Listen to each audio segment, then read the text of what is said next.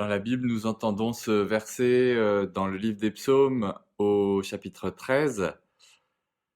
«Jusques à quand, Seigneur, m'oublieras-tu sans cesse? Jusques à quand me cacheras-tu ta face?» Je ne sais pas si vous êtes des spécialistes de la Bible, Louis II, mais moi j'ai été bercé avec ça dans l'enfance et cette expression «jusques à quand», je ne l'entendais que dans la Bible, puisqu'on a plutôt l'habitude de dire, «jusqu'à quand?»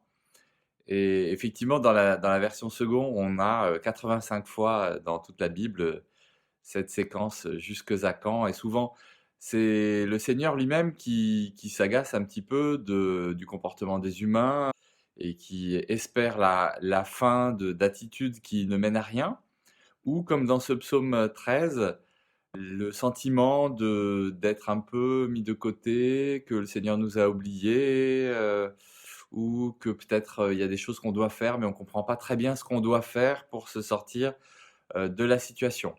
Donc ce cri, il jaillit, «Jusques à quand?» Nous avons une date, hein, quant au «jusques à quand», le 11 mai, mais on ne sait pas très bien ce qu'il y a derrière cette date. On ne sait pas très bien quelles seront les étapes, ceux qui sont plus âgés ont un peu peur que ça dure plus longtemps pour eux, on ne sait pas si ça sera pareil dans toutes les régions.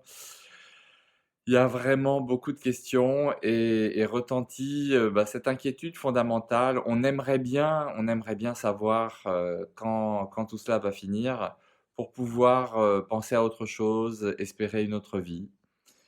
Mais bon, il y a ce refrain qui revient sans cesse 85 fois donc dans la Bible. Jusqu'à quand? Oui, nous ne sommes pas ceux qui maîtrisent, le temps, l'heure, le jour et on a des points de repère dans le temps, mais ce sera toujours des horizons. Vous savez, cette particularité de l'horizon, c'est que plus on avance, plus, l'horizon, se déplace et il est toujours assez loin.